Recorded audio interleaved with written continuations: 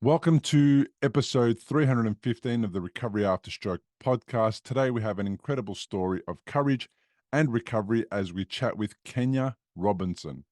While teaching a Jazzercise class, Kenya experienced a hemorrhagic stroke, an event that turned her life upside down.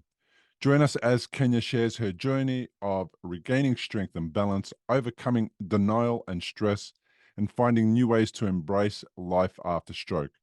From managing spasticity and the benefits of aerial yoga to navigating the challenges of family life, Kenya's story is a powerful reminder of resilience and determination. Let's dive into Kenya's inspiring recovery journey and learn how she continues to thrive and support others on the path to stroke recovery. Kenya Robinson, welcome to the podcast. Thank you. Thank you for having me. I appreciate this.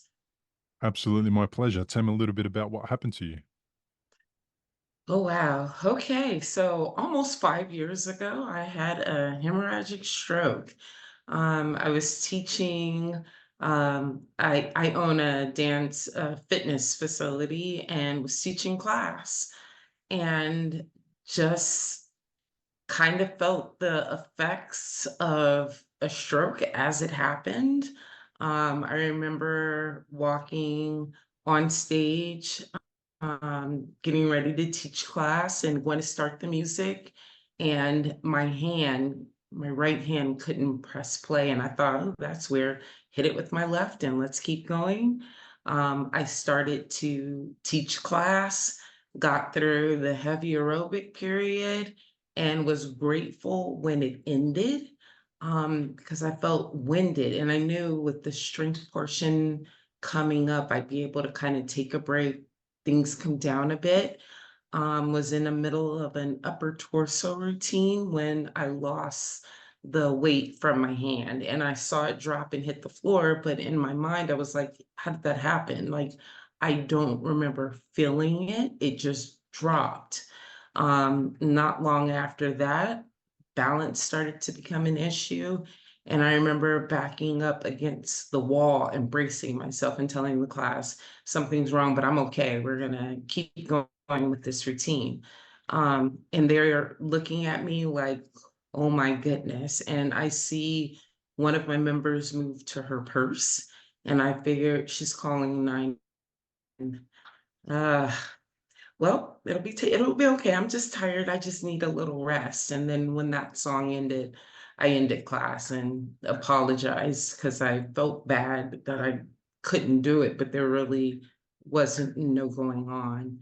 The members rushed the stage and covered me in prayer.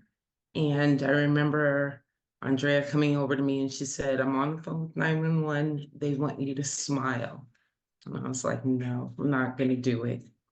And she was like, why? And I'm like, because that if I can't smile, that means something's wrong. And I don't want there to be anything wrong with me.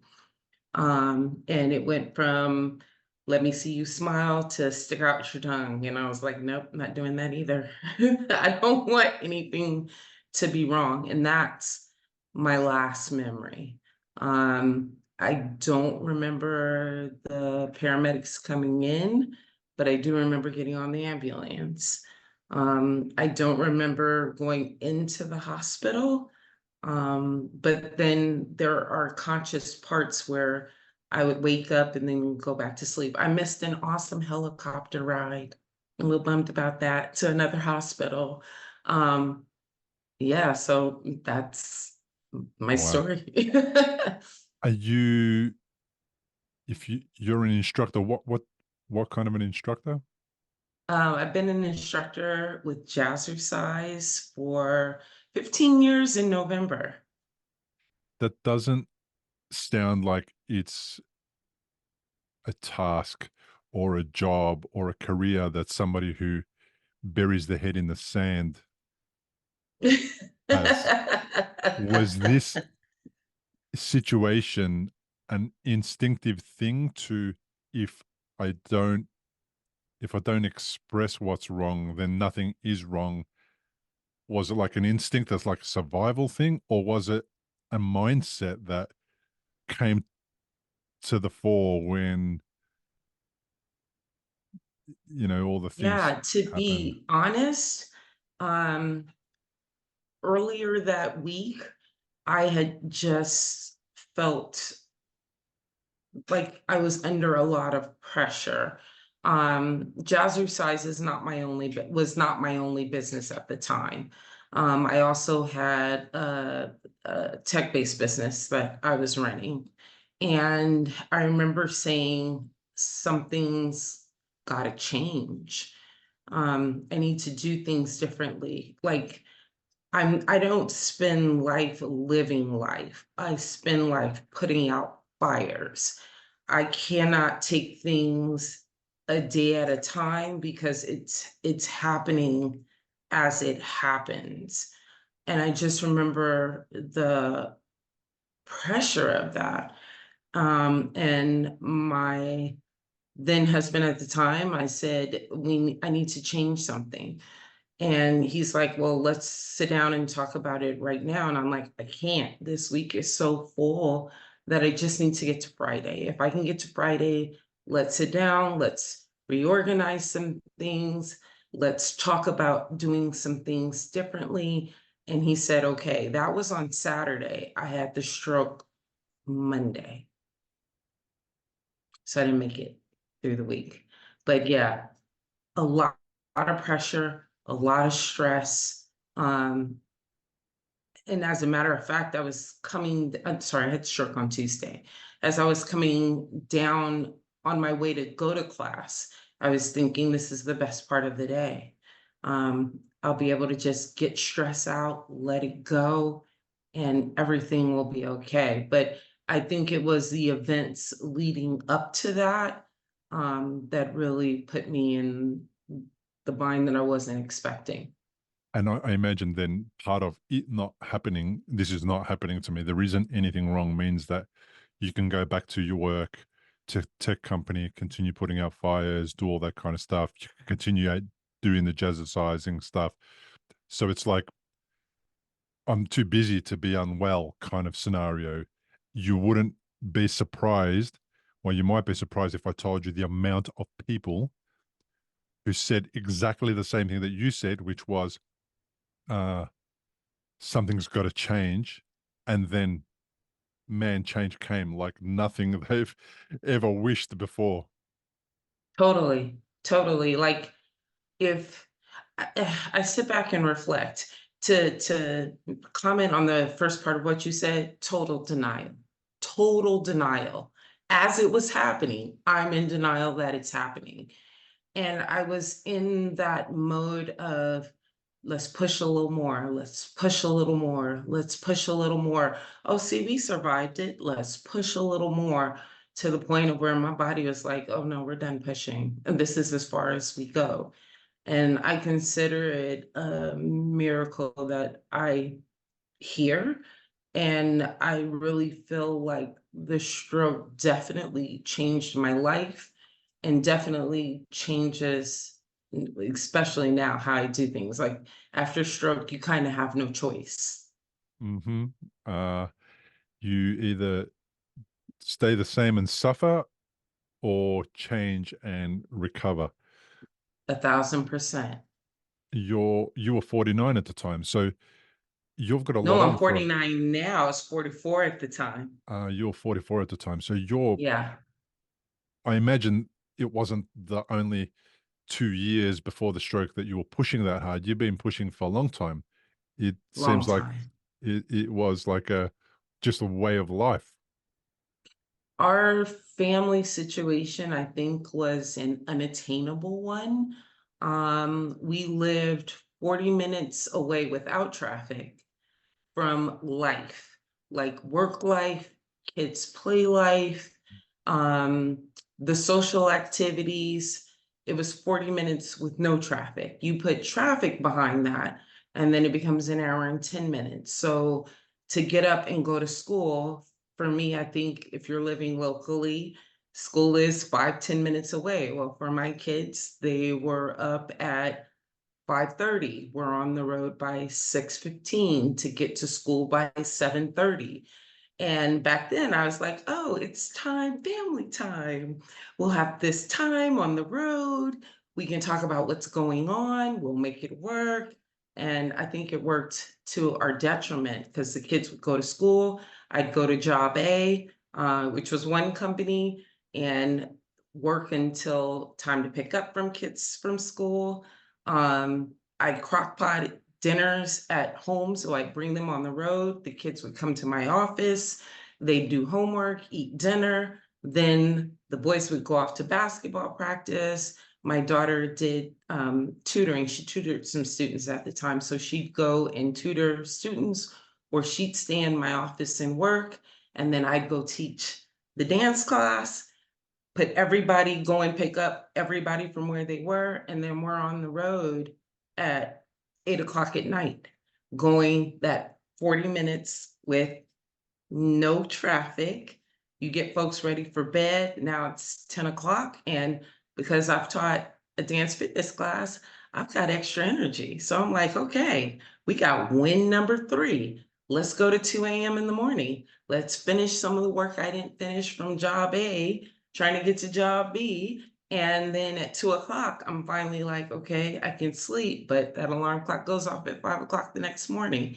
And it was that continual push every day, which is nuts, insane, Right. insane. If you've had a stroke and you're in recovery, you'll know what a scary and confusing time it can be.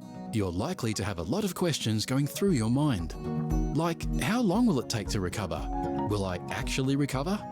What things should I avoid in case I make matters worse? Doctors will explain things, but obviously you've never had a stroke before. You probably don't know what questions to ask. If this is you, you may be missing out on doing things that could help speed up your recovery. If you're finding yourself in that situation, stop worrying and head to recoveryafterstroke.com, where you can download a guide that will help you. It's called 7 Questions to Ask Your Doctor About Your Stroke. These 7 questions are the ones Bill wished he'd asked when he was recovering from a stroke. They'll not only help you better understand your condition, they'll help you take a more active role in your recovery. Head to the website now, recoveryafterstroke.com, and download the guide. It's free. I'm exhausted just hearing about it. I've got kids. They're adults now, but there was just no way that I would have been able to get through like a year of that. So to paint the picture for me, first you're single, then you meet somebody, then you get married, and there's 2 people married without kids. And then somehow down the track, you go from 2 people married without kids, lots of time on your hands to do stuff, to 2 people with kids and a schedule that's Crazy, more relentless than the president's schedule.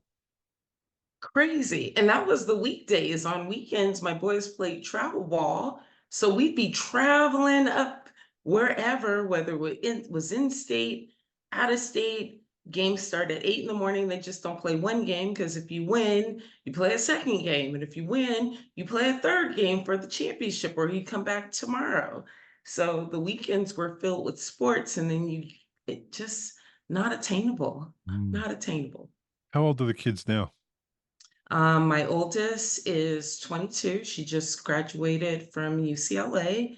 That's my daughter. My oldest son is getting ready to start his junior year of college, and my youngest is about to start his senior year of high school.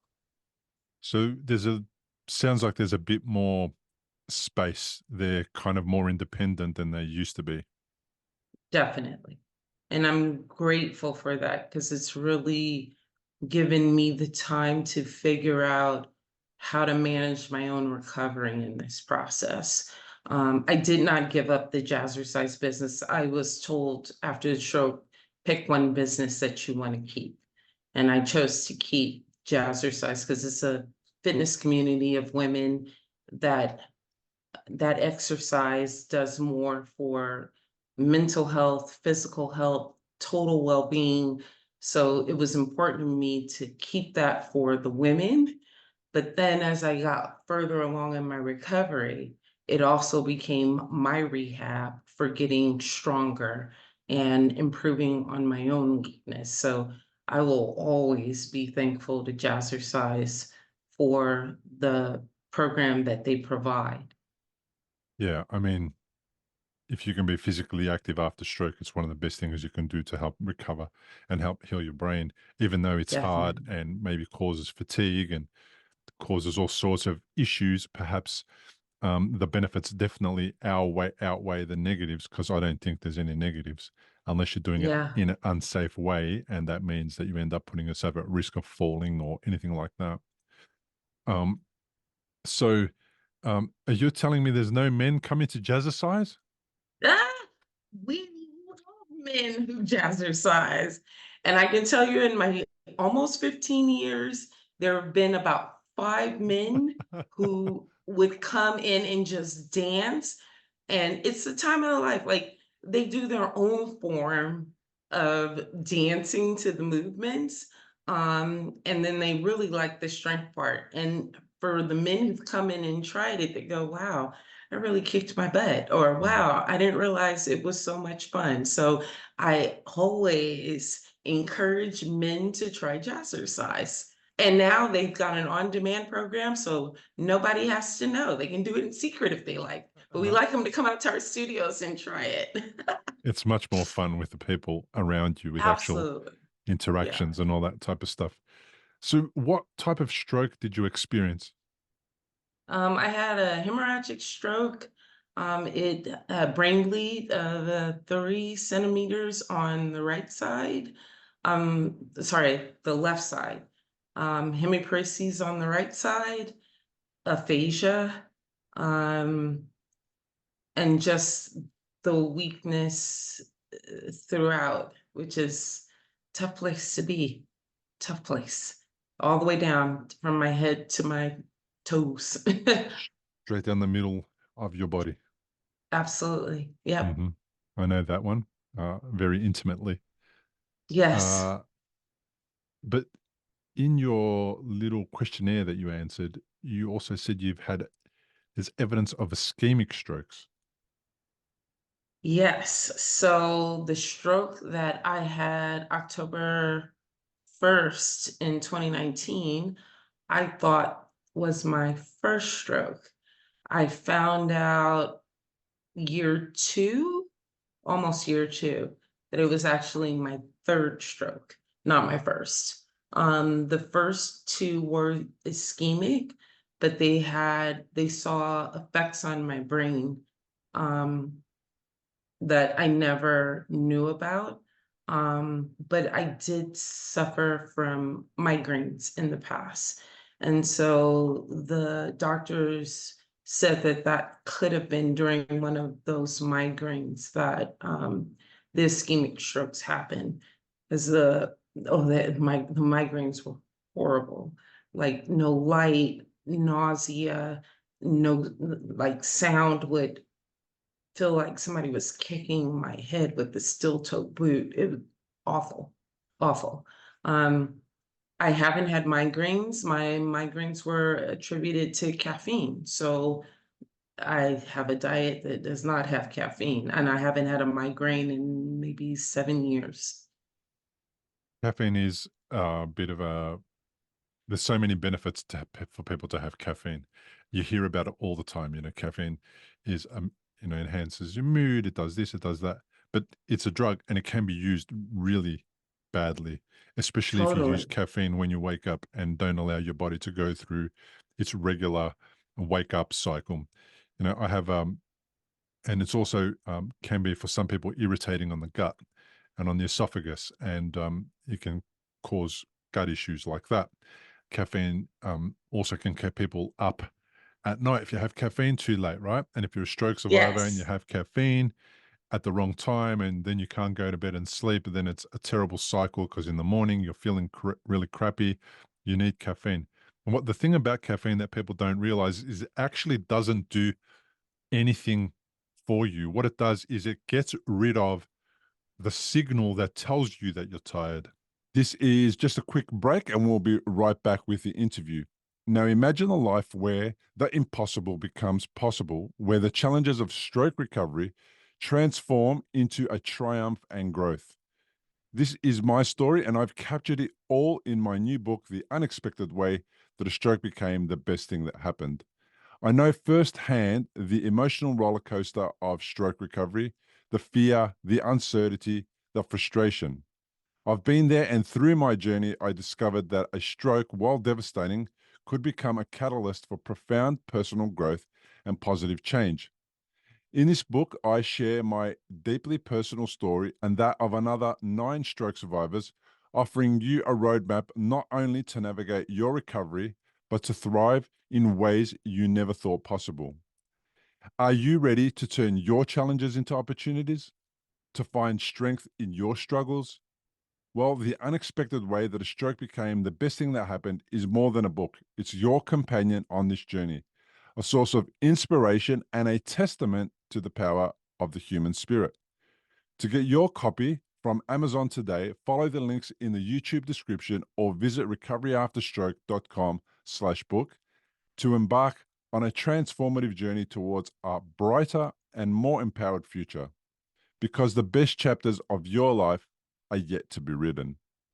So you're still tired, but the caffeine interferes with the Has to. signal and just pretends, makes you feel like you're not tired.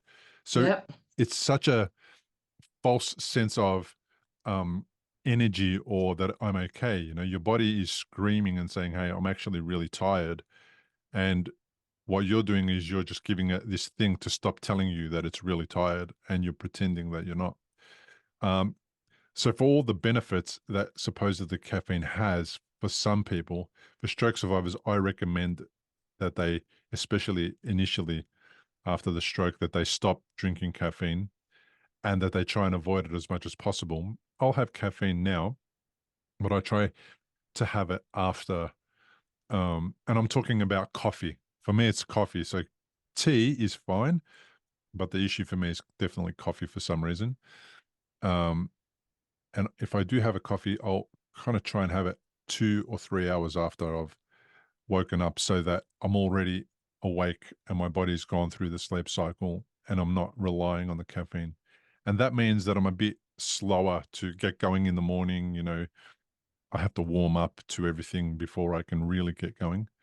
But um, it definitely has made a difference in the way that I experienced my brain and the fatigue that used to come with tricking myself into thinking that I was awake when in fact my body was tired um, Yeah, in the mornings. I can relate 100%. I've never been a coffee drinker. Um, For me, I like green matcha, which has the antioxidant and it's got a little bit of caffeine. In the morning, I don't mess with it any other time. Yeah, because I do not want the migraine life back. No, thank you. Yeah, Yeah, fair enough. I get headaches these days that are pretty annoying, and they do seem like migraines. Nobody has diagnosed them or anything, but you know, light sensitivity becomes an issue for that particular time that it's happening. My neck gets all tight, and my muscles on the back of my shoulders all get all tight. Um, Sounds are really difficult to handle. Some pitches on those days are really harder to handle, and I'm not so nice to be around on those days. Uh, but it's kind of me trying to get get through it, and they seem to be yeah, more regular than they used to be. It's really annoying. There's 2 or 3 days a month where I'm just I have a headache for 3 or 4 days. It's annoying. that's scary. Yeah. Yeah. So, how easy was it to leave the other business aside? What did you have to do to walk away from it? Was it something that you had to sell? How did that go? I had contractors that were working for me at the time. And the way that business started, I was gifted my clients. So I paid it forward and gifted my clients to the contractors who were working for me at the time. And they've been able to do some wonderful things. So, in this life, sometimes it's time to say goodbye. And goodbyes are hard. I liked, I provided web and administrative support. Um, I like creating content, digital content, um, designing websites. Like it makes your mind think in a certain way because there's certain programming that you go through, A and B, then it goes to C and D, which may go to M, N, and O. Um, and I was sad to say goodbye to that business. Probably your end of year one, year two, I decided to take on a freelancing assignment just to kind of see what does my brain do with it? Is it able to handle it? Is it too much pressure? Does brain fog kick in? Does fatigue set in? How do we pace it so that we can walk away from it if we need to and come back? I'm grateful for the fact that those um, qualities, uh, characteristics, I'm looking for the word, it's not coming right now. They still exist, but not at the same quickness. Like sometimes it does take walking away from it and coming back to be able to keep pushing. Not, I don't want to say pushing through because I don't like that word. We're not pushing through anything, but to figure it out. Yeah. And I'm for figuring it out. Does it have to happen in that instance? No. Can it happen tomorrow? Yep. Can it happen next week? Sure can. Can it happen next month? Yep. It doesn't have to be in the moment like before. That's a big difference, a huge Yeah. difference. I can relate to that as well. So writing the book took 4 Wow. years. My book, I wrote a book. It took 4 years. Do you know about my book? No.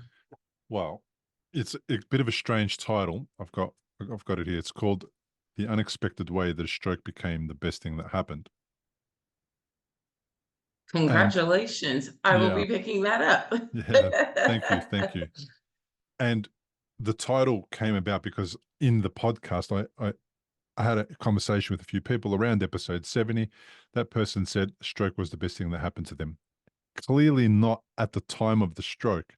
It was down the track or reflecting on how their life has evolved and changed. That's what it became, right? And same with me. That was my experience. And writing the book was something that I had never done before in my life. I wasn't academic. I never went to college. I never read a book pretty much until I was 37, maybe just a few of them. And got to the stage where I had a deadline, so I had somebody helping me to write the book, and it was supposed to take a year to write it. And I did 2 years of research to get the information that I needed to get the book ready in my head, and then a year to work with this person to get it out of my head and put it into pages. Well, the actual writing part took 2 years. And the person helping me wasn't that pleased with the fact that I extended the contract, from 12 months to 24 months because she didn't get any extra. She didn't ask for anything extra. But there was just some days when no matter what, nothing was going to happen that day. I was not going to write. A month went by. I still hadn't written. And it wasn't from a lack of wanting, not wanting. Every time I wasn't writing, I was thinking about, I need to be writing. I want to be writing. So it was just about the physical part of writing was not possible.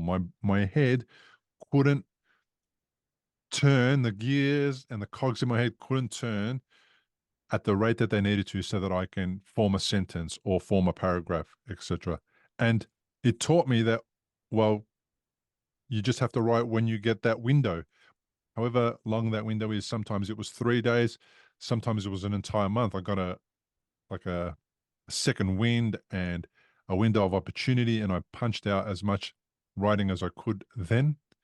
And then I hadn't written for 2 or 3 months, and I would get an email going, "How's the book coming along?" And I'd be like, "I can't explain it to you because you haven't had a stroke, and I don't want you to ever know what it's like. But I haven't done anything for 3 months. So I'm very open and comfortable telling you I've done absolutely nothing in 3 months. And then it's like, um, uh, and then initially was me feeling bad about that, and then later it's like you either like it or you don't like it. You either accept it or you don't accept it. I can't do anything about it. It's just how it is. Yeah, and it's kind of the unique thing that I think anyone who survives a stroke understands and knows. I've tried to explain it to people who haven't had a stroke, Mm, and it's not that you can't, but it's like you can't. mm, There's a physical reaction within the body mm, that says no. Um, and I think you get that once your central nervous system approaches that period where it's like, I'm scared. mm, I don't know what to do. So it shuts down certain parts of the body, certain mm, parts of the mind. And if it doesn't get that rest, it doesn't allow you to produce. mm. So I totally get that. I get Yeah. that. And the thing about it was that I was on somebody else's timeline. And that Yeah. was a big mistake because that was not a motivator. Although that's how she worked with every other client that she ever had, and it probably worked well because it made her clients accept that deadline and work towards it. Whereas I couldn't work towards it if my life depended on it. I just couldn't. I could not be on her deadline because I wasn't going to make it. And Our lives do depend on it. well, yeah, yeah. It depends on me Yeah. not making that deadline. Yeah, Yeah. yeah, yeah. Yeah. Because there's no pushing through. For me, it's a brick wall. You get to it, and then you have to rest to find a way around it. And Yeah. pushing through was never going to work. So then you've slowly let go of business, one of the businesses, and I imagine at the beginning you're not actually doing Jazzercise. You're not back to that immediately. How long did it take you to get back to that? Um, wow, a while. I want to say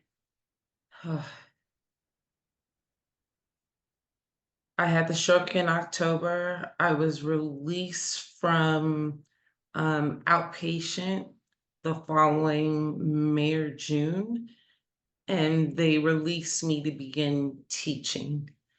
That didn't come right away. Probably by that October, November, I taught my first strength class. And even so, that was a challenge. But in getting ready for it, I spent a lot of time in the floor. And I always laugh about this because anytime I talk about the floor, my memory is being back at rehab and them dumping me out of my wheelchair and they're like, get up. And I'm like, what are you talking about? You're cruel people. How dare you dump somebody who can't move out of a wheelchair? And she got on my level and she said, you may not always have someone to be with you. There may come a time that you're alone and you have a fall, and you need to know how to get up, whether it's getting to a couch, a chair, a phone. You've got to take care of you. And I think that was an incredible lesson to teach when you're kind of fragile, because it builds some strength in you to know that in a situation where you don't have what you need, that you can get what you need to take care of you. So I took that and started all of my exercises in the floor. I would crawl, because when you're a baby, you crawl and it helps you with balance. I did a lot of floor exercises. So when I taught strength, it would be from the floor to be able to get up and manage that balance. Um, I did strength classes for probably a year and a half, and then decided in 2023 that I would try the dance portion again. Still don't think it looks my sorry, where'd still go? I think it's okay. Does it look like it did before? Absolutely not. Is it getting there? I think for what it is now, I'd like to be able to do better, but I'm satisfied. But it took a lot. Like I'd spend nights just visualizing myself doing the movement.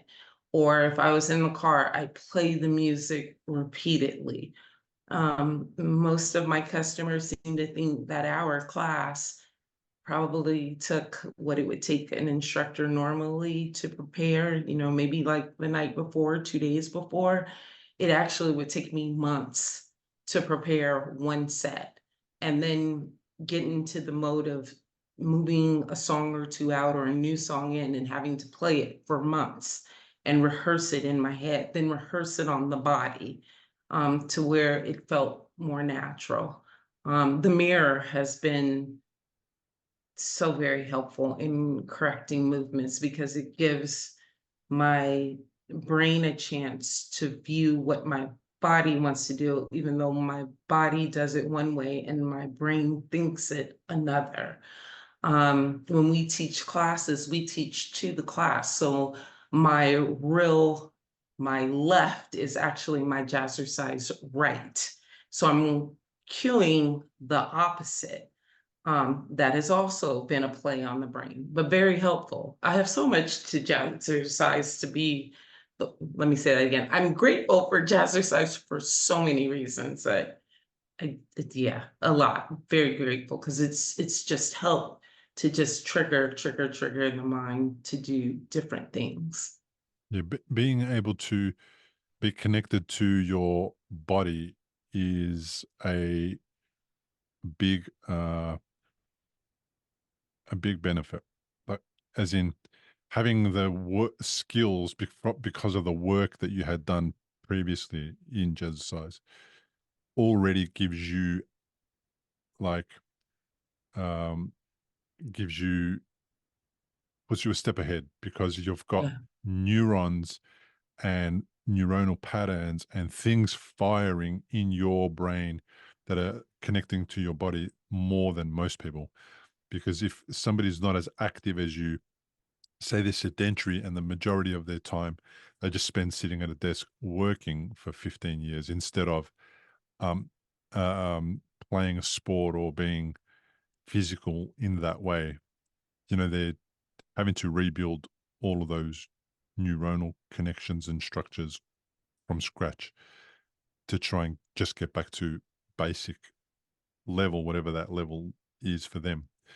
Whereas you've got like that advantage from the beginning, and because of your deep work in that space, you can visualize and you can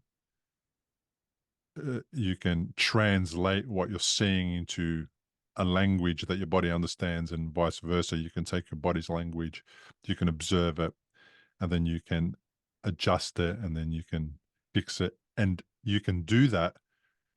That's your skill, but that's kind of what's necessary for when you've got a body like ours, which is numb on one side and gives different feedback than the right side.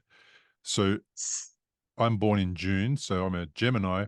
So I now say that, now I have the body of a Gemini, one side completely different than the other side, a proper uh, two personality kind of situation going on there.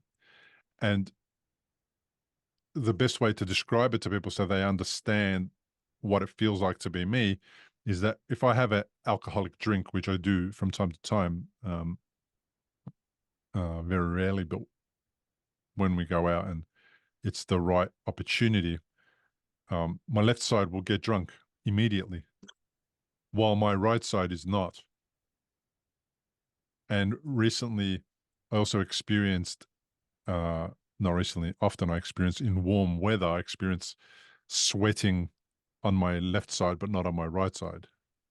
Interesting. Interesting. I have a weirdness with pain. The post-stroke pain got to be crazy. Learned how to calm things using the brain, but now things that should hurt don't. Um, like I go to the dentist and he's like, "You're probably gonna have pain for a few." Nothing. I could I scratched or bruised my hips, never felt it. There's bruising there, never felt it. Um, and it's on anything that happens on the left side, I don't feel. I had surgery 2 days ago. No pain, Mm. none. There was a little soreness yesterday, no pain. Yeah. My wife will get in trouble because she'll touch my hand gently, and that Ugh, it's is painful, really painful, right? Yeah, there you go. painful. Yeah, you Oh know. my gosh, I couldn't even sleep with sheets on the bed because to Yes. pull a sheet, oh, that painful, The sheet, painful. I have to sleep on my left side so the sheet doesn't touch my left side, so that it's Correct. squashed into the mattress so that it numbs the sensors so the sensors don't fire. Um, Yes. and then my mum, being just being herself, I'm standing in the way at her kitchen. She wants to walk past, and I'm standing in her way. And there's chitter chatter going, and everyone's talking, and it's loud. And instead of saying, "Can you move?" she goes to pinch me on the butt, just to make me move. And I can't feel it this time because when you do it hard, it doesn't register like a like you said, like a punch would register on my right side, but on my left side, it kind of just registers like a push. Yeah. And she was pinching me, and I wasn't budging, I wasn't moving at all. And she's going, "Can't you feel me pinching you? Get out of the way." And I said to her, "How long have you been pinching me?" She goes, "Too long. Get out of the way." Like I said, "Sorry, I can't feel it. I had no idea. You should have said, 'Can you please move?'" And it's just Yeah. like they're completely different parts of the body. So, like trying to, I imagine, because I avoided physical exertion and exercise for a long time because because my thing is the gym. So I don't mind going to the gym and just pushing the light weight just to get everything working and moving, etc. But I was afraid that if I go to the gym, I wouldn't be able to judge my left hand, and it would let go or give way, and then I'd be out of balance, and then I'd be struggling to lift the barbell or whatever. And I avoided it for many, many years because I was afraid that I might drop a barbell and injure myself or somebody else, or a dumbbell or something. Um, and recently I went back, and it's that whole thing is, not only do I have to pay attention to form and make sure I'm lifting carefully just under normal circumstances, I've got to make sure that my left hand is in the correct position. It is capable of holding the weight that my right hand can definitely hold, Yeah. and that we're getting an even movement so that I'm not putting, you know, pressure on one muscle group that I shouldn't be, or, causing myself harm or something like that. Getting my head around that has been a completely different experience than just um like kind of coming to terms with my body through weights is again another level of learning and understanding that has just started, that is going to take a while for me to get used to, because I've got used to this weird version of my body. All the other stuff, I've got used to it by now. But now throwing weights into the mix has started again, the learning It's again. a whole nother thing of balance. Yeah. Yeah. Yeah. Um, so in one way, that all the work that you did with Jazzercise is so beneficial, not only for all the things that you've already mentioned, but also the fact that you've just got way more going on in your head that's around movement in particular directions, etc. That you've got that like advantage. I feel like it's an advantage, definitely. I agree. I definitely agree. It gave me something to hold on to that I know works. Because after the stroke, nothing felt like it worked. Um, things that, easy things to do, like brushing your teeth. And my right side is my dominant side. So how to learn how to eat with my left hand It's a lot of major changes. Um, but um, having that familiarity definitely gave me a starting point for this is something I know. And even if it's not the way I know it should look, we can start somewhere and practice. One of my physical therapists said when we began that it takes 3 to 5,000 times of doing something to build 1 neurogram. And that's kind of how I've approached everything. Okay, we got to do it 3 to 5,000 times. So let's get busy, locked in, let's go. And that's just kind of, yeah, just been the approach. Let's repeat, repeat, repeat until it becomes something functional that we can accept. How did they rectify the bleeding blood vessel in your head? Um, I didn't have to have surgery. They decided that they were just going to watch it. And then I guess the blood kind of moves around the brain and absorbs. Hmm. Um, that became an issue again when, so I mentioned earlier the post-stroke pain was incredibly painful. And the therapist that dumped me on the floor in the wheelchair uh, recommended that I try aerial yoga. She brought someone to my home who set up the apparatus, put me in the hammock, and allowed me to hang upside down. All the pain went away. My body did not know what to do with that. No pain upside down. Um, Talked to my doctor about it, and she's like, "You've had a hemorrhagic stroke. You're not supposed to be upside down on your head." I'm like, "Look, I have no pain when I'm upside down. Like, the whole world should be in a hammock. Like, this is a beautiful thing."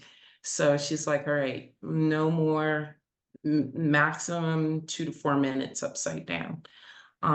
But since I've started that, it's changed my life. I could be in a huge flare, go upside down, nothing. Brain doesn't know what to do with it. I'm happy the brain doesn't know what to do with it, but that's been another lifesaver. So sometimes you gotta get creative. Yeah. Tell me about it. Oh, that is Yeah, so interesting. So I know the doctor is going, well, we don't want to increase the blood pressure in your head in case yeah. we create a situation where it might leak again. Um, so I get that. Was there an underlying cause of why that blood vessel burst? Was it a faulty or malformed blood vessel, or was it just that thing that people say is relax, you're going to pop a blood vessel, and that you actually popped a blood vessel? I don't know. I do know that when I got to the hospital, my blood pressure was off the charts, Uh-huh. um, ridiculously high. Um, but they've said the amount of stress that I was under at that time could have led to that too, because I don't have family history of stroke. Like, yeah, so this is kind of, yeah, I still would like to know that. I'm Mm. still investigating that. And your blood pressure, has that returned to normal? Say it again? Has your blood pressure returned to normal? Yeah, I was told that for the first 5 years, it has to be managed with medication, but that if the my numbers are good, then there will be a weaning off of sorts after the 5 years. So October 1st is that deadline for me. Is there any other medication that you're required to take? The blood pressure is the only medication. I The spasticity with the pain was bad, and I started baclofen then, but it's been as needed. So I'll take baclofen before I teach a class, and it tends to relax those muscles so that I can have a little bit more lyrical ability. So if I'm feeling tense or I'm nervous, because sometimes you learn new routines, you want it to be fun, and the class doesn't care. They just want to jump around and move and feel the excitement.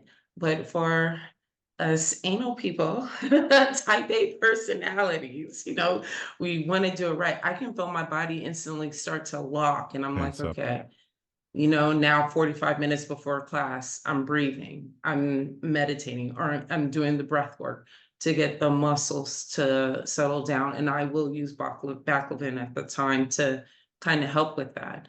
If I don't have to use the medication, I don't, but I have found that that is definitely helpful with spasticity, because then I'll be able to move a graceful arm rather than it be rigid. It'll just flow, and that's what we want. So, yeah, those are the only medications that I'm taking at this time. That's pretty cool awareness, though. Now, stroke has done that to me. Like, it's given me an insight into what your mood, your mind, and the way that you're speaking to yourself, how it impacts the body.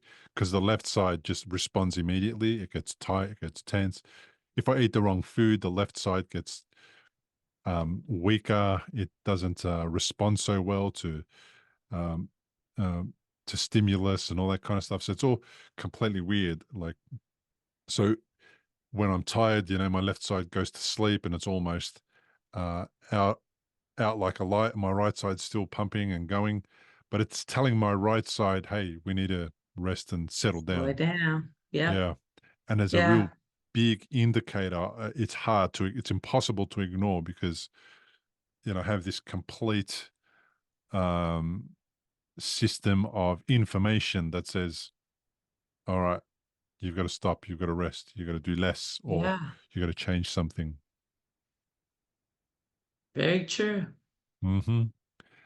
So, what was family life like when you're first diagnosed? Were you, I think what you said a bit earlier was that you were in hospital for quite a number of time before you got home. Was that right? I spent 6 days in the hospital before they sent me to rehabilitation. I actually thought they were sending me to a nursing home. And I was really sad because I was like, is my family going to leave me there? And then I got there and they explained, you're here to be able to learn how to function where your body is. So we want to be able to teach you some independence. And I was happy about that because I was wheelchair bound when I got to rehab. I was supposed to be there for 3 weeks to start. And I remember telling them, no, I won't be here for 3 weeks. My birthday is October 20th, and I want to be done on the 19th. And they were like, yeah, it didn't work like that. And I was like, no, like, you have a plan for me. I plan to work it. I'd like to be out by the 19th. And I was out by the 19th and in a restaurant on the 20th celebrating my birthday.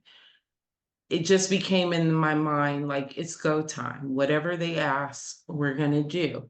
If they want to throw in an extra, all these things we're gonna have to remember. Oh, and that's the other thing they hit me with when I went into rehab. The nurse said, yes, and you may suffer from aphasia. And with aphasia, you forget things, you'll be forgetful. And I was like, no, we're not doing that. Like, forgetfulness is a pet peeve.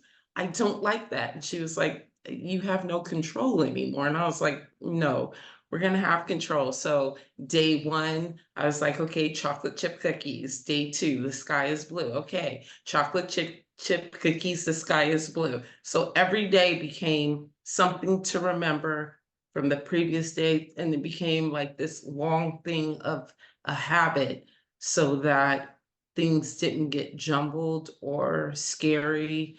The fact that the words get jumped, that still happens, unfortunately, but the ability to figure out what it is, now it's a process of me slowing down, taking the time to think, and if it doesn't come out right away, that's okay. I'll find 5 or 6 other words of what I'm looking for before I finally get to it. That's okay too. So you play, Play. to I do think your it's best to important make, to take it yeah, as a game if you can. And that, I love that what you said about, chocolate chip cookies, the sky's blue. Like, that's just such a simple memory exercise. It might be hard for some people to get through, but it's a simple game to play, and you could even attach that to a calendar. You know, you could even say Monday, um, it was a chocolate chip cookie for lunch, and then Tuesday I went out and I looked up at the sky and the sky was blue. Like you could create a whole little sentence and thing that supports memory. And it's just, you can do that without any extra time or effort. You can do it sitting down. You know, you can do it when you're lying down in bed. You can do it at any time whatsoever. And Totally. it's so And helpful. I've kept the practice at the start of each year. I challenged myself to do something different. So this year, I bought a huge wall calendar that from January to December, it sits on the wall. I've had trouble writing for the very longest. So in order to remember pacing, um, at the end of each day, I'll write down what I successfully accomplished on a sticky note, and it goes up for that day. And I've kind of, when I thought about doing this in January, it was for the pacing and the remembering. And then also we need to celebrate the small successes, because as when you're trying to get past all of the deficits of a stroke, you're only thinking about where you have to go.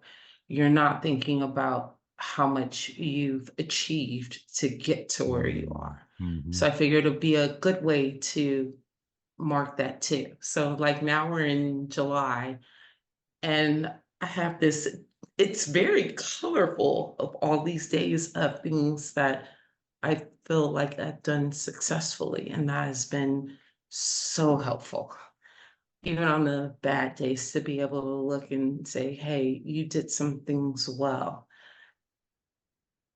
And I'm gonna have tears. I'm not gonna have tears. The calendar has been extremely motivational and inspirational. My son walked in the other day. He's like, wow, I think you're the only person who can say you know what you've done every day of this year, because it's right here on the calendar. So yeah. It's a visual journal by the sound of it. It's a visual journal. I love that. I think I might title it now above at the very top. You I can like have that. that. You can have that. Thank you.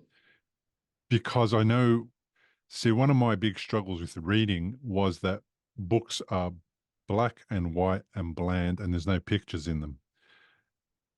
And I don't know how they take the pictures out of books. Like even my book, I've written it and it hasn't got pictures, but I don't understand how we were taught to read and see the picture in colors so that we could Yes. have two visual representations of what that thing that we're learning is about. And then you get to a book as an adult and it's, pardon my French, boring as batshit. It's a real struggle, you know, to go Yeah. into a book and not have, because I know that when people say I'm a visual learner, you're not really a visual learner, but my preference is to visualize something, to see it, then to read about it, and then to connect the two and to deeply embed that into my memory. It's much easier than to embed it when I'm just listening to it or just reading bland black and white writing text. So, isn't it interesting how we train kids to visualize these things, to read and to connect the two, and then we take that away from them? And I've never been good at journaling anything. I don't journal or do anything like that. And I had to have people remind me of things. But you record a video of yourself and you watch that back. That's that same thing. It's the visualizing and seeing with your eyes the whole picture, not just Yeah. reading and in somebody's interpretation of it, a doctor's or my wife's or my nurse's or whoever. It's actually seeing it. And had a lot of I had a lot of times when I was at rehab trying to learn how to run, and not for the Oh, sake of a marathon, but just for the sake of because we went to outpatient rehab, and they said to me, "What are some of your goals?" And I said, "Like, I'd love to be able to run across the road just to get to safety if there's a car coming or something." And I said, "Okay." And he said, "Why haven't you done it yet?" And I was like, "Because I feel like when I run in a really bad form, like a chicken, and that would not be safe to run across the road with, you know?" So he said, "Well, why don't I just record you running and you can see how you're running?" And it was such a myth that I had created in my head because the feeling on my left side was so foreign to me. Although the form was very good, it wasn't ideal, it wasn't perfect, but it was very good early on. Um, I couldn't, I couldn't, I couldn't comprehend what my leg was telling me. So I had to see it so that now I know I've got a new language that my leg is providing for the same thing that I used to have before that I was doing correct. And only visualizing it and seeing it was I convinced that I'm, in fact, am running in a good I form that's love safe. people who can run. Like I get that. Yeah, I fully get that. I was able to run in the first year. I have difficulty running now. So that'll be something I know, right? You gotta, it's the thing of you gotta keep at Mm, whatever you're working at, and when you don't work at it, you lose it. Running is actually a little bit of a fear of mine, and that's mm, why I'm going to attack that next. I don't want to be afraid of anything. But I do have major concerns that I'll be somewhere and will need to get out quickly and will lock up and not be able to move. mm. Um, I don't know if and when that day is coming, but I know that I want to do something to get prepared for if I need to move in a hurry. Because right now, the running, I'd love to be able to run. Yeah. There's some crazy stroke survivors who might have foot drop or they might have spasticity or something like that. And then they sign up for a damn marathon. And then somehow they get to train and they have this goal of completing a marathon. It might be a half marathon at the beginning or whatever. But I've interviewed some stroke survivors who just have overcome some ridiculous obstacles to just run and to make it as difficult as it is for them to run with those conditions to still get to the other side of that marathon. There's a guy who follows me and I follow on Instagram, and Ant Brian Fitness, and he Mhm. he has foot drop and a limp or something like that, and he's a physical like he trains people, like he runs and does all that kind of stuff, and he's doing marathons and all this weird stuff. And then very early on in the, I say weird because I just, even when I was perfectly able to, I would never run a marathon. Just I don't see the point, but that's just me, right? um but maybe and at the beginning of the podcast series, like very early on, I'm thinking maybe back down to like episode, where is it? Let me see if I can find it. Episode 28. Donna Campisi, she goes for she's had a stroke when she was a child, and in her 40s decided that she was going to run a marathon, and she has um, Wow. foot drop and all that kind of stuff. And she talks about how she struggled and somehow got some training and everything, and they completed 40 kilometers. It took forever, but they completed it. And just what I'm trying to say is like it's possible, and whenever you get your head around it, and whenever you've got the time for it, just put yourself in that space of, okay, let's do your visual calendar. Like I ran 1 meter. I ran 5 meters today, and I ran 10 meters, and Yeah. that might get I get didn't it even better. enjoy running before the stroke. I know, I know. I admire people who are like, yeah, I run and it Yeah, releases stress. And I'm like, yeah, no, my legs get to burning and no, yeah. thank you. But But I feel like you're challenging me. So maybe I I'm am. gonna, okay. Yeah, Oh, it's a that's the gentle wrong thing challenge. to do. There's no timeline on it. It's a seed. There's no timeline. Yeah, it's a seed. Just Okay. planted the seed. That's all I'm doing. All right. I Yeah. like the seed. I may take you on up Yeah. on that, and I'll let you know. And then it's like, oh my God, I didn't know that I could possibly run. Look at me, I'm running now. Oh my God, I've never Wow. identified as a runner, you know? Oh my gosh. Yeah. And that's it, right? You identify as something new and you add another thing to your toolbox, and you've did it in spite of all of the difficulties. Either, Totally. you know, Because right now, walking feels like stepping on Legos every day. I can't oh man. imagine. Thank you for describing it like that, because that's how it feels for me. The left side, it's like walking on Legos. Yes, it's Like such a walking on great Legos. description. Yeah. Yeah. So I go to the beach with my running shoes on. I never go into the Ooh, water without shoes.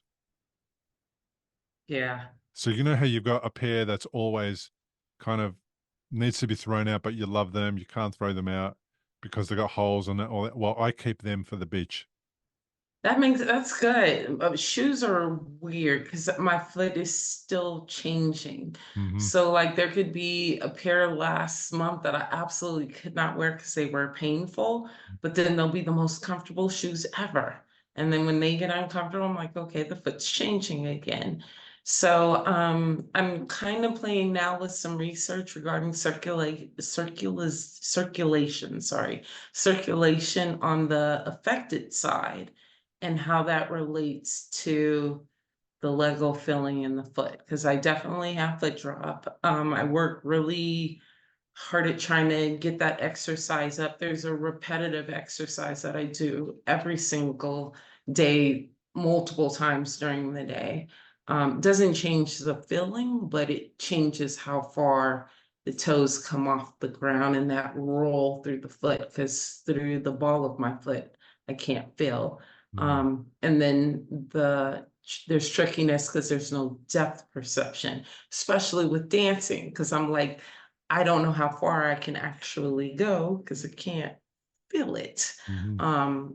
And so there's a little bit of play in the brain, but yeah, that Lego feeling is crazy. But the research so far that I've been doing with circulation and getting the blood to really kind of pump on the affected side has had some great benefits in the foot. So trying to see who I can work with to record this and share it and hopefully have it be helpful for other people who have Lego sensation. That's what I call it.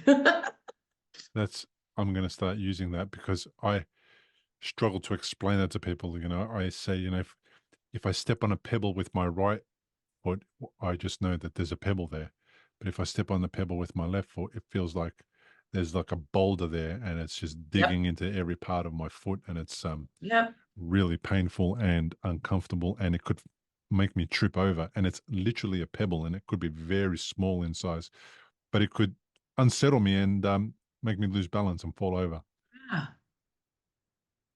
especially when I'm at the beach and the waves come through, right? And at the same time, you step on something that makes it feel like it's sharp, and yeah, it's just not It fun. changes how you feel, it changes how you perceive things Yeah. with walking, which is something that everybody has a right to, but Mm, it's very different.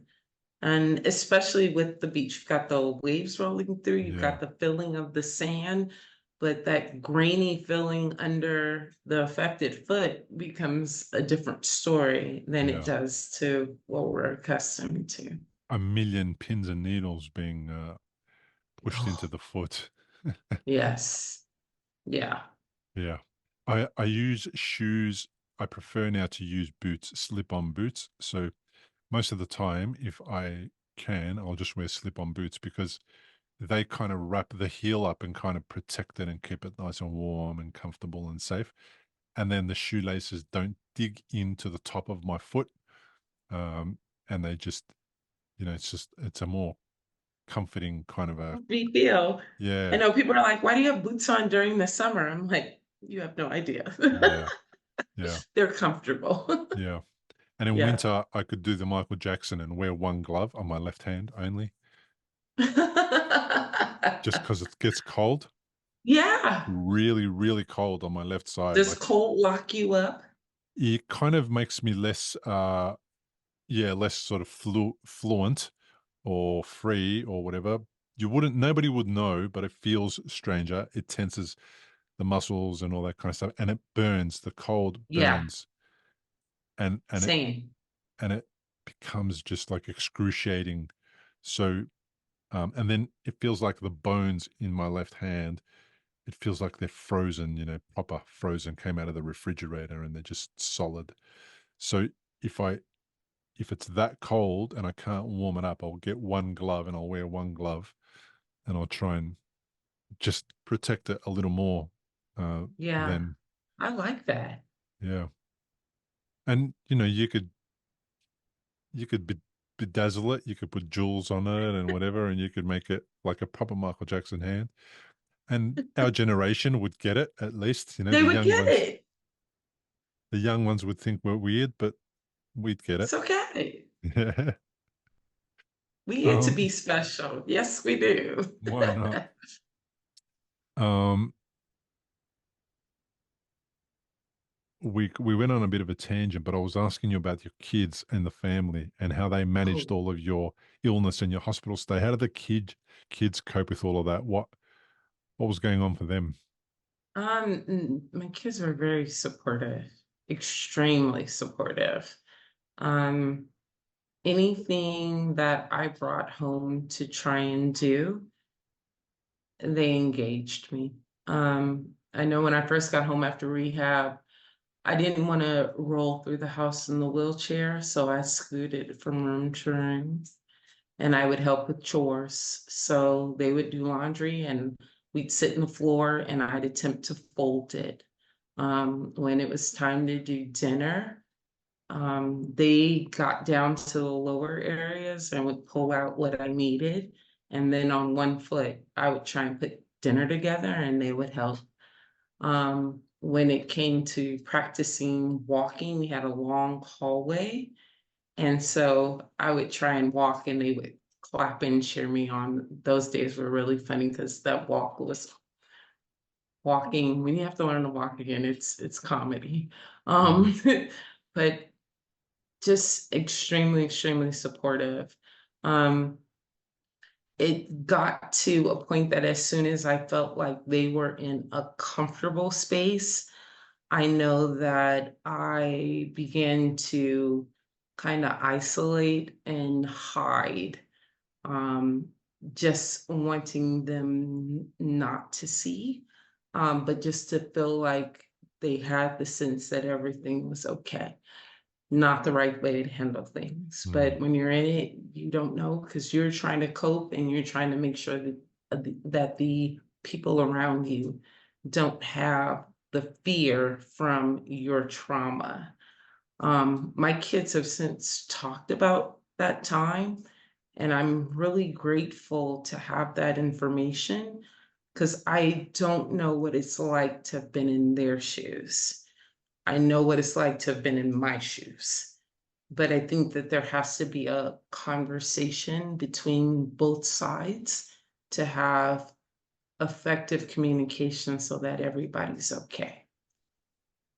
and you thought that you're going to hide your condition from them, and there's no way you can Oh, hide it yeah. from anybody, let alone your No, kids who know you intimately. very much so. Very Yeah. much so. Yeah. In my mind, I thought if I the good concepts of what were going on and then suffer behind a closed door, everything would be fine because nobody would know mom's in pain or mom's hurting. Um, that part, if I could go back and Mm, do something differently, I would go back and do that part because it becomes, the more that that's practiced, the more that that feels comfortable. So even now in year 5, I have to resist wanting to isolate, mm, even though it mm, feels very comfortable to be in that spot. mm. It's not a good thing for anyone. Yeah, No, I can relate to that. You're also setting a bad example of how one should go about recovery, and you're correct. teaching them that if they go through something later on in their life, that they should not tell anybody about it, keep it to themselves and pretend that everything is okay, which ultimately is not, because then they're not receiving the assistance, the help, the emotional, the mental help, the physical help that they might need. And Yeah. now you're actually setting an amazing example, that the visual diary that you've got on the wall there. I mean, that is another beautiful thing that they get to see all the time, that tells them that this is how you can track one's progress going forward. So if you ever get stuck, whether it's a physical project or a personal project or it's a book project, and you want to know how far you've got, well, here's a way that you can do that. That's such an amazing tool, for them to see you um, put in place so that you can track things. Thank you. Yeah. Thank you. Yeah. Tell me about what the hardest thing about stroke is for you, or has been. Oh. Okay, the hardest thing about stroke really for me is the pain of things coming. I call them when you're frozen. Like for me, I felt frozen after my stroke. So when things would thaw, um, ugh, it was really got to its most painfulest before it felt better. Mm, I can remember the first part to unthaw was my ribs. And when you have that weakened sensation, it's almost like you can feel what your bones weigh. That's how heavy it becomes. And when the ribs became alive, that was 5.5 months of the worst pain of my life. Um, because you never know how long it's going to last. It just hurts. My back came alive, 8.5 months of, and I have a high tolerance for, I really have a high tolerance for pain mhm, now, but I had a high tolerance for pain then. But I mean, we're talking about, they were like on a scale of 1 to 10, I'd be like 21. Like there's no, I don't know that you can rate this. mm, Um, and I was doing that with no pain meds, just suffering through. But post-stroke pain was the hardest thing for me. I was talking to a girlfriend who was told me about a pain clinic that she had gone to. And as soon as we stopped talking, I called my doctor and I'm like, does this exist? And she goes, yes, and I'll write you a referral now. And it was a 40-hour class, but you couldn't get in the class until you were evaluated by their team, which included a physical therapist, a psychiatrist, and then a physical medicine doctor. So it was multiple appointments with them because they want to make sure that you're not trying to take your life, that you're in a healthy place to do this because you're in pain and it doesn't turn off. You can't get it to stop. And then after their evaluations, then you get to start the 40-hour course. So everybody in the room is having extreme pain. And at first I was like, we're all gonna, like, I don't know, I had the thought that we're gonna take on one another's pain. But it really wasn't that at all. They took us through looking at activities during the day, what we're doing, how we're doing it, how we're communicating with people. Like stressful, when you come up against someone who you don't communicate well, your receptors go up. It can spike your pain.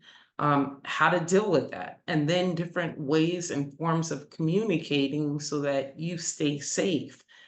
Breath work, meditation, I will always swear by that. I had a person go, oh, you're going to tell me I'm going to breathe my way to feeling better. mm, Yes, it works, especially when you take the time to learn how to do it.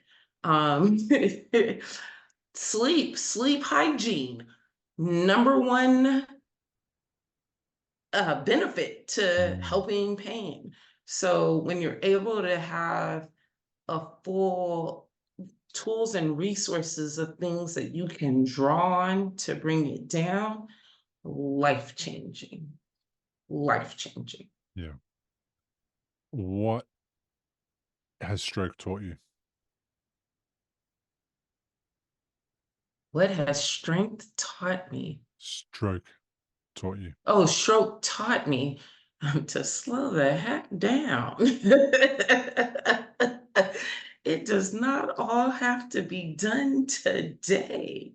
No, really, stroke has taught me how to pace my life and actually enjoy life. I don't know that I enjoyed life before the stroke. Um, there's part of me that will tell you I didn't enjoy life recovering from stroke, but putting um, different tools in order to really figure out how to manage this and live with it and not see it as a consequence has really changed my perspective a lot. What would you say to somebody who's listening in and maybe they're very early on in their journey? What advice might you offer? The number one thing I think is you have to give yourself grace. It's a new period, it's a new time of learning who you are. And the self discovery in that process is extremely important. You'll get a lot of information, whether you take that from health professionals, your family. I always say find your stroke family first because we get it like nobody else gets it. Like, find your stroke family. Click on, say hi. If they don't answer, don't worry about it. Move on to the next person. Somebody will reach out to you to help you figure these things out. I think that's huge. And then because all of our strokes are different, take the things that bring you joy. Take the things that you find that bring you happiness. Diet is extremely important and rest is extremely important. And I think when you begin to incorporate those things in your life and you find the repetitiveness of a beginning schedule of things that you do during a day, then you just work to improve upon that based on what you feel successful at. It's good to stay in a positive place. It's okay to have bad days. It's okay to cry. I think stroke makes you hyper aware of your feelings. I cry way more than I have ever cried, and I hate that.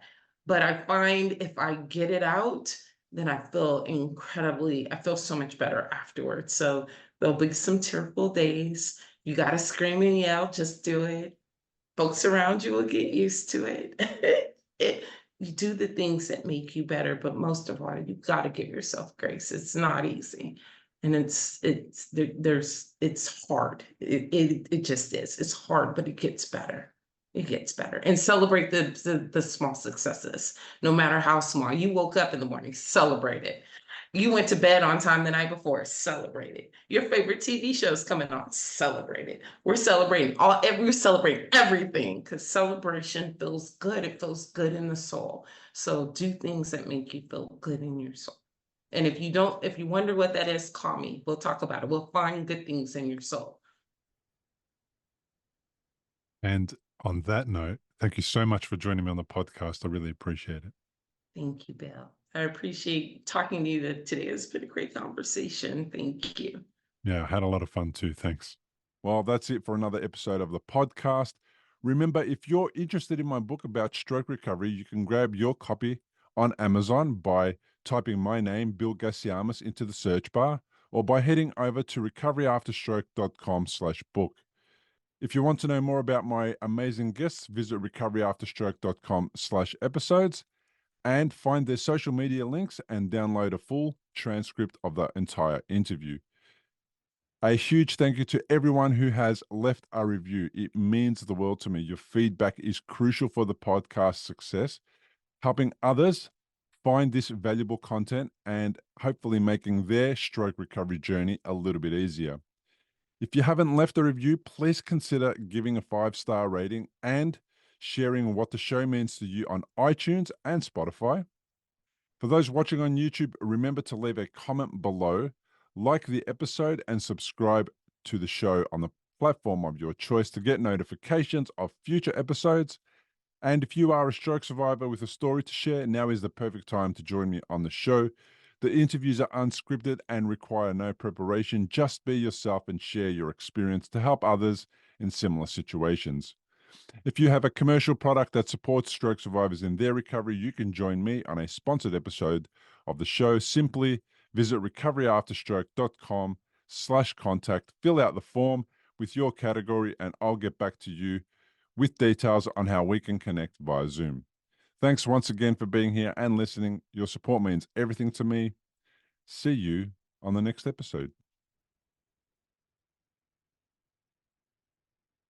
Importantly, we present many podcasts designed to give you an insight and understanding into the experiences of other individuals. Opinions and treatment protocols discussed during any podcast are the individual's own experience, and we do not necessarily share the same opinion, nor do we recommend any treatment protocol discussed. All content on this website and any linked blog, podcast, or video material controlled this website or content is created and produced for informational purposes only and is largely based on the personal experience of Bill Gasiamis. The content is intended to complement your medical treatment and support healing. It is not intended to be a substitute for professional medical advice and should not be relied on as health advice. The information is general and may not be suitable for your personal injuries, circumstances, or health objectives. Do not use our content as a standalone resource to diagnose, treat, cure, or prevent any disease for therapeutic purposes or as a substitute for the advice of a health professional. Never delay seeking advice or disregard the advice of a medical professional, your doctor, or your rehabilitation